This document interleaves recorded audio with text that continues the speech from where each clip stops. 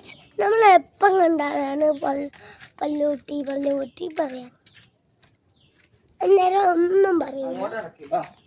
നേരെ കാറിൽ പോവാ ലൈസ് പോലെ എന്നാലാണ് ഗൈസ് പല്ലൂട്ടീനെ നമ്മൾ ഗൈസ്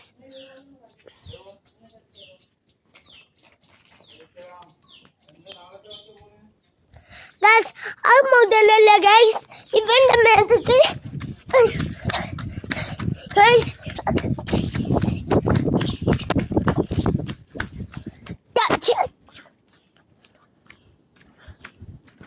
നമ്മൾ